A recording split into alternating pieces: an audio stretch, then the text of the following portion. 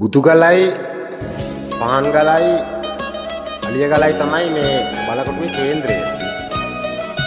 අලියගලට කොළඹ පේනවා. දීම්පැන්දල ගලේ ඉල්ල ගලේ ගල පිට ගලට ඒත් කොළඹ පේනවා. නැව් යනවා පේනවා. මොහොත දිගිතෙනවා. ඇමරිකන් මැරිල්ලාවත් මැරිල්ලාවත් මේ බලකොටු වල ඉඳලා ඉන්නේ ලෝකෙ මොන වීරයෝ ආවත් අලුත් කුඩු වෙන්න දුමත් කුඩු වෙන්න ගහන්න පුළුවන් නිවිදිට මිනිත්තුලා. ජය වේවා. ජය වේවා. අද මම ඔබට පෙන්වන්නේ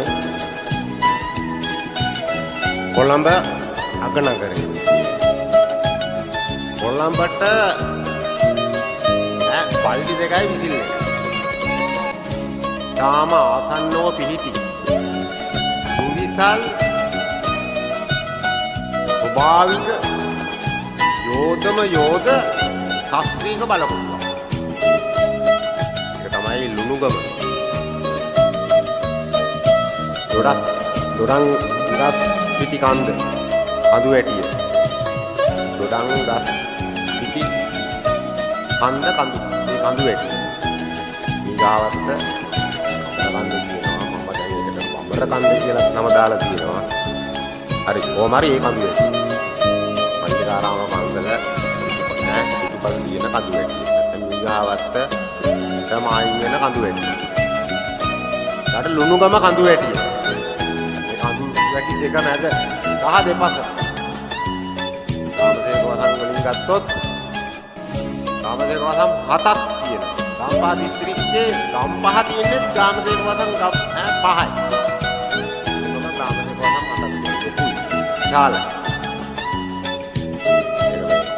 මගේ අනේ ෆෝන් එකෙන් මගේ කැමරාවෙන් පෙන්වන්න බෑ ඒක ලොකු හින්දා. මේක තැනක ඉඳලා වීඩියෝ කරන්නේ. පොඩි තැනක. ඔය සතුරු ආක්‍රමණ වල විදේශීය සතුරු ලංකාවට ඇවිල්ලා ආක්‍රමණය කරනවා. මේ යෝධ බලකොටුවේ රජවරු මැතිවරු මහා සංඝරත්නය ආරක්ෂාව ගත්තා.